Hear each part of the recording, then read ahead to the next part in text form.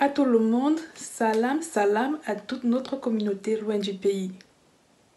Avant toute chose, nous tenons à vous remercier car vous êtes de plus en plus nombreux à nous encourager sur cette chaîne. Alors, aujourd'hui dans cette vidéo, qui n'est autre que la continuité de la précédente, nous allons parler de tout ce qui tourne autour du contrat doctoral, de la thèse. On vous invite à prendre note comme d'habitude. On se demande c'est quoi l'après-thèse? Quels sont les débouchés de la thèse? Alors, si toi tu n'es pas encore abonné, abonne-toi, partage, like. N'hésite pas à nous donner ton avis en commentaire, car ensemble, on ira loin.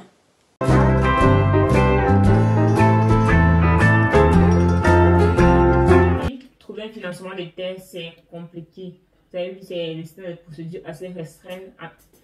Il y a environ 2% de la population française qui obtient un financement de thèse. Heureusement pour nous, nous sommes avec deux personnes qui ont pu l'obtenir. Donc, ils vont nous dire comment est-ce qu'ils ont fait pour avoir des financements de thèse. Donc, sans tarder, je laisse la parole à Claude. Oui, donc en fait, la question est donc de savoir comment faire pour obtenir son financement de thèse. Bon, moi, je vais répondre à cette question dans un premier temps en parlant de moi. D'accord. Parce qu'on dit souvent une expérience vaut mieux qu'une explication. Donc voilà, comme je disais tantôt, je suis arrivé en France en 2017 par le biais d'une convention. Ceci a été mentionné dans la première vidéo. Donc à l'issue de mon master, j'ai fini major de promo. Et du coup, j'avais des propositions de thèse. Du coup, vous comprenez tout de suite que l'une des astuces à remplir, une des conditions à remplir pour être sûr d'avoir un financement de thèse serait déjà, si vous êtes dans le contexte d'un établissement français, de terminer parmi les majors de promo. Ok, donc passé ce point, je reviens sur le réseau. Les gars, forgez-vous un réseau, c'est très important. Parce que par le réseau, vous connaîtrez quelqu'un qui connaîtra quelqu'un, qui connaîtra quelqu'un, qui connaîtra quelqu'un, qui sera en capacité de vous donner ce que vous voulez. Et bien, ça marche, c'est comme ça. C'est pas qu'en Afrique ou au Cameroun que ça fonctionne. Le relationnel, ça prime. Constituez-vous un réseau. Donc, pour vous faire ce réseau, vous pouvez commencer par vous connecter à des plateformes comme LinkedIn, comme ResearchGate, qui sont des plateformes scientifiques de partage d'informations d'un point de vue purement professionnel. Pensez-y, les gars, c'est très important. Donc, après ce point, il y a aussi la participation à des événements scientifiques. Pensez à rédiger des projets, pensez à assister à des conférences, pensez à assister à des séminaires organisés par d'autres institutions qui font dans votre domaine. Au cours de ces conférences, de ces événements, allez vers les gens, les gars. Allez vers les gens, c'est très important. Pensez-y, soyez ouverts. Ayez ce sens de l'écoute et pensez à vous exprimer. Allez vers ces personnes, posez-leur vos problèmes, expliquez-leur ce que vous voulez. Et par ce moyen, vous serez potentiellement en capacité d'obtenir un financement de thèse. Ok, donc je crois que c'est tout pour les points que j'avais à citer pour l'instant. Qu'en est-il d'autre, Sylvain? Quelques astuces à donner? Quelques. Disons juste que, ok, là on parle du financement de sa thèse, donc on parle de potentiellement, ce sont des chiffres que vous pouvez trouver sur Internet, de potentiellement 100 000 euros pour des contrats qui durent d'habitude 3 à 4 ans. Donc on comprend bien que le candidat qui doit recevoir un tel financement, en fait c'est même l'équipe en réalité, c'est l'institut, le laboratoire, c'est l'équipe, c'est l'école doctorale qui reçoit un tel financement. Donc le candidat qui doit être là, doit être, Claude l'a signalé, doit être le meilleur candidat, il doit avoir le meilleur profil. Moi je vais insister ici, c'est quelque chose que nous dans la chaîne, loin du pays, on a insisté, c'est-à-dire il faut avoir un bon CV. Rédiger un bon CV, faire une belle lettre de motivation et avoir l'appui de ses encadreurs. Donc vraiment, allez, on a vu dans cette chaîne comment est-ce que réaliser un CV, comment est-ce que rédiger une très belle lettre de motivation et surtout comment préparer son entretien avec son potentiel recruteur qui est dans ce cas notre directeur de thèse ou notre futur directeur de thèse dans la plupart des cas. Dans la plupart des cas aussi, vous avez même l'entretien avec le directeur de thèse, avec le directeur de l'école doctorale, donc avec le directeur parfois même de l'équipe de recherche. Donc vraiment, les astuces qu'on vous a données dans les différentes vidéos dans la chaîne Loin du Pays sont des astuces réelles qui permettent effectivement de décrocher ce financement de thèse. Ça marche, ça marche. Servez-vous de ces astuces. Ok. Le deuxième point que je voulais signaler aussi, c'est au niveau du timing de candidature. Mettons-nous d'accord, les premiers arrivés seront les premiers servis. Généralement, les contrats commencent en octobre, septembre, octobre. Et la fin des stages, du stade de Master 2, pour ceux qui enchaînent directement, se termine en août, septembre, pour ceux qui ont fait des masters ou même ingénierie. N'attendez pas la dernière minute avant de postuler pour une offre de thèse. N'attendez, parce que si vous postulez, je prends l'exemple des universités par exemple comme Paris-Saclay qui ont des dates limites pour postuler au niveau des thèses. Soyez réactifs, donc n'attendez pas la dernière minute pour dire « Ah, je vais faire un doctorat. Donc nous sommes en octobre, je vais postuler. » Non, vous allez vous cogner le pied. Donc soyez réactifs et postulez au financement de thèses lorsque ceux-ci sont valables pour que vraiment vous ayez toutes vos chances dès le départ d'approcher votre financement de thèse. Je pourrais insister encore sur le fait de vraiment ne pas vous limiter sur un sujet de thèse pour dire c'est celui-là que je vais faire, du coup je ne vais plus rien chercher. Ça sera une autre erreur. Bien sûr, dans les autres vidéos vraiment qui concernaient les jobs, on en a parlé de vraiment diversifier ses candidatures. Donc n'hésitez pas à postuler à Grenoble, à Marseille, à Nancy pour avoir beaucoup d'opportunités de sujets et vraiment vous aurez là, même si vous avez beaucoup d'acceptation au niveau des financements, c'est à vous de faire le choix. Donc mettez-vous dans la position que c'est à vous à la dernière minute de faire ce choix. Et vraiment, si vous respectez ces astuces, ces conseils, si vous suivez ces vidéos que je vous ai indiquées sur notre chaîne YouTube, et avec celle-ci, vous aurez donc les cartes en main pour décrocher le processus examen qui est le financement de votre thèse. Ok, si vous êtes à l'étranger et que vous candidatez sûrement à l'étranger ou bien que vous êtes sur le territoire français, je vous conseillerais aussi d'utiliser Campus France, qui est un site où généralement on se sert pour postuler dans les universités. Mais ce site aussi regorge des offres de thèses qui ont des financements soit total, soit partiels. À noter que dans ces sites aussi, dans ce site de Campus France, il y a certains États aussi qui offrent des bourses pour aller continuer ses études en France pour continuer ses thèses. Donc, je vous invite à regarder aussi sur Campus France parce qu'il y a aussi des offres pour des étrangers et dont le financement peut être soit total, soit partiel. Claude, as-tu encore une autre astuce? Oui, évidemment, monsieur Tibac. Donc, en fait, pour compléter ce que monsieur Tibac vient de dire, une autre possibilité, une autre façon d'obtenir un financement de thèse serait potentiellement de rechercher en ligne des écoles qui forment dans la rédaction des projets professionnels. Notamment, quelqu'un qui se retrouve au Cameroun, par exemple, et qui a besoin de poursuivre ses études en Belgique, pourrait, par le biais de cette information-là, rechercher une école formatrice dans la rédaction des thèses en Belgique. Une fois que l'école l'a admise, il se déplace, en fait, il quitte le Cameroun pour la Belgique, notamment à ses frères. Et sur place, il adhère à la formation, à l'issue de laquelle il rédige un contrat doctoral qu'il soumet à un jury. Et si le jury est d'accord, le gars il obtient son financement de thèse. Donc aussi simple que ça. Et donc les gars, ce qui est sûr, c'est que moi je vais m'arrêter là pour les astuces. Mais nous savons que, parce que vous êtes des personnes suffisamment mûres et intelligentes, peut-être même plus intelligentes que nous, vous avez très certainement des astuces aussi que vous avez eu à retrouver au cours de vos recherches. Nous vous invitons donc par le biais de cette vidéo à partager vos astuces. En commentaire. Ok, donc pour achever ce point, au vu de tout ce qui a été dit là, vous vous demandez très certainement si c'est obligatoire d'obtenir un contrat doctoral pour pouvoir avoir une inscription à thèse. Alors monsieur Tibac, qu'en pensez-vous?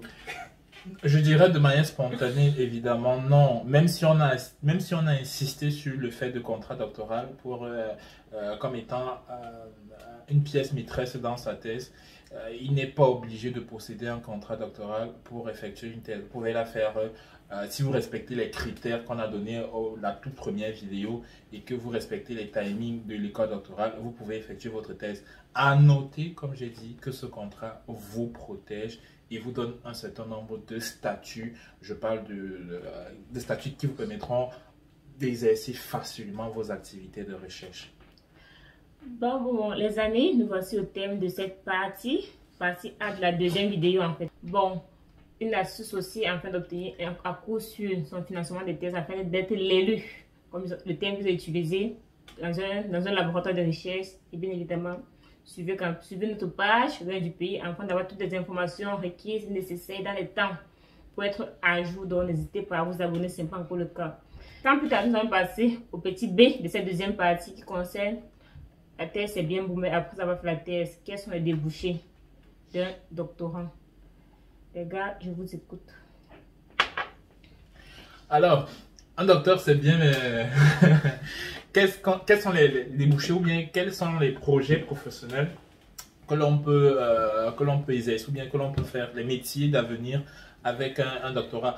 Bien sûr, ces métiers vont dépendre beaucoup des domaines d'activité dans lesquels vous vous trouvez.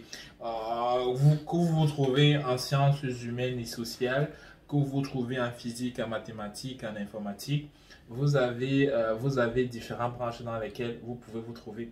Moi ici, je vais insister sur les compétences que vous pouvez acquérir quand vous faites un doctorat. Vous voyez, si vous valorisez ces compétences, vous pouvez travailler dans la plupart des entreprises en tant que parfois chef management ou bien directeur RD, recherche et développement, ingénieur de recherche et développement. Ceci dépend des domaines dans lesquels vous exercez. Prenons le cas par exemple de quelqu'un qui a un master en informatique ou en mathématiques. On comprend bien que dans le domaine de la mathématique, des nombres, des chiffres, c'est quelqu'un de calé. S'il utilise ses compétences de curiosité, de rigueur, de communication, parce qu'il a fait des articles, parce qu'il a fait des conférences, celui-là peut travailler potentiellement dans une banque. D'ailleurs, beaucoup s'y retrouvent après. Dans le cas de quelqu'un qui a fait une thèse en archéologie, il peut aussi candidater pour les musées, pour faire de la vulgarisation de ses travaux de recherche à travers les musées. On comprend que à travers le doctorat, on peut avoir un bon nombre de métiers. Bien sûr, je saute le métier majeur qui pourrait parler de la recherche, continuer sa recherche, mais je laisse ceci à mon camarade Claude. Je continue avec les autres métiers qu'on peut faire avec le doctorat dans le cadre cette fois-ci des sciences dures. Je vais parler de ce que j'ai pas tout à l'heure, des RD, recherche et développement. Je vais parler de la médiation scientifique qui consiste à faire de la vulgarisation de la science, c'est-à-dire pouvoir parler aux jeunes de manière très naturelle et très simple des problèmes actuels de la science, des défis majeurs de la science. Des défis majeurs actuellement de la science dans votre domaine. Dans le cas de la physique, je parlais sûrement de la mécanique quantique et des différentes avancées technologiques qu'il figure. Bien sûr, dans le cadre encore d'une thèse dans les sciences dures, les domaines, par exemple, de cadres dans les entreprises, dans les domaines de développement, de nouvelles stratégies peuvent aider à faciliter les entreprises à trouver à un docteur des compétences qui lui permettent de s'en sortir facilement dans le monde professionnel privé des sociétés. Je laisse Claude rebondir sûrement sur le côté recherche et académique. Merci Thibaut pour ces éléments de réponse. Sans plus tarder, je laisse la parole à Claude qui nous dise ce que l'on peut faire après avoir obtenu un doctorat. Ok. Du coup, si vous nous avez suivis depuis le début de cette vidéo, à présent, vous comprenez que nous avons passé tout le temps à vous expliquer les conditions nécessaires pour obtenir un financement de thèse. Une fois que vous avez obtenu ce financement de thèse, vous faites votre thèse et vous obtenez le grade de docteur. Mais what else? Que ferez-vous après l'obtention de ce grade-là? C'est qui nous conduit tout de suite à la question des débouchés du doctorat. Mais ici, je vais m'appesantir sur l'aspect académique. Donc, une fois que vous avez obtenu votre doctorat, dépendamment du domaine, vous avez deux possibilités. Soit vous poursuivez par un postdoc, soit vous poursuivez par un artère. Donc, artère ici, ça veut tout simplement dire attaché temporel de recherche. Et pour la petite histoire, pourquoi les écoles doctorales ont permis cette multidisciplinarité entre les docteurs? Pourquoi l'école doctorale a permis à chaque docteur de créer son réseau, d'entrer en collaboration avec les autres? Tout simplement parce qu'on s'est rendu compte que les docteurs travaillent sur des sujets très pointus. Du coup, parfois, ils se retrouvent en train d'expliquer ce qu'ils connaissent à le directeur de thèse qui avait aussi du mal à comprendre ce qu'ils disent. Donc, on a décidé de mettre conçu un système de formation qui devait permettre à ces doctorants de pouvoir rencontrer les autres, développant ainsi leur réseau. Donc, pour vous dire que le réseau, une fois de plus, est très important. Donc, revenons au postdoc. Vous avez deux possibilités, soit vous faites un postdoc, soit vous faites un ATR. Okay? Si vous faites le postdoc, sachez que là, vous privilégiez les compétences de la recherche. Parce que qui dit postdoc dit un contrat similaire à celui du doctorat, dans lequel vous serez amené à faire de la recherche sur un sujet spécifique, exactement comme un doctorat. Vous partagerez vos résultats avec votre labo et potentiellement par les publics. À côté de ça, vous pouvez faire un ATR. L'ATR, c'est celui qui envisage, après ce postdoc, d'enseigner soit dans une institution étatique, soit dans des lycées, soit à la fac, mais à un certain niveau. Du coup, l'ATR, celui qui fait l'ATR, met plus en valeur l'aspect enseignement. Du coup, vous comprenez que lorsqu'on fait de l'ATR, on parle plus d'enseignement que de recherche. Donc, par ces deux voies, par ces deux moyens, une fois ceci obtenu, que ce soit le postdoc qui met plus en évidence la recherche ou l'ATR qui met plus en évidence l'enseignement, vous comprenez que vous devez parfaire l'autre côté. Donc, si vous faites le postdoc, vous devez d'affiner vos compétences en pédagogie. Et si vous faites l'ATR, vous devez d'affiner vos compétences en recherche. Donc, à l'issue de ça, vous pouvez soit candidater dans une université pour obtenir le grade de maître de conf, soit refaire un autre postdoc, toujours dans l'optique de réaffiner et refaire le cursus. Mais sachez que si vous envisagez de passer en entreprise, au-delà de 3 postdocs, c'est plus recommandé parce qu'après, les chefs d'entreprise vont penser que vous venez les voir parce que vous n'avez plus le choix. Donc les gars, c'est le moment de faire le choix. Décidez bien de ce que vous voulez. Est-ce que vous voulez être enseignant, chercheur ou est-ce que vous voulez travailler en entreprise? Voilà, c'est la question sur laquelle s'achève ma proposition. Pour les amis, pour ce thème de la vidéo, on espère qu'actuellement vous connaissez tout en ce qui concerne le doctorat, comment faire, qu'est-ce qu'un doctorat déjà et comment obtenir des financements de thèse, aussi quels sont les débouchés après le doctorat. Bien évidemment, comme dans tout autre secteur d'études, une débouchée primordiale sera de faire l'entrepreneuriat. C'est un truc qui marche toujours à coup sûr, donc il suffit juste de savoir comment s'y prendre et avoir un bon plan. On va remercier notre invité Claude. Merci d'avoir reçu l'invitation de l'un du pays. Nous avons concentré de ton temps. Vous m'envoyez ravi, Madame Dorian, toute la team. Okay. Donc, surtout, on espère que la vidéo vous aura plu. N'hésitez pas à poser des questions en commentaire si jamais vous en avez. Et aussi à énumérer les sujets sur lesquels vous aimeriez qu'on parle. Merci. Bisous.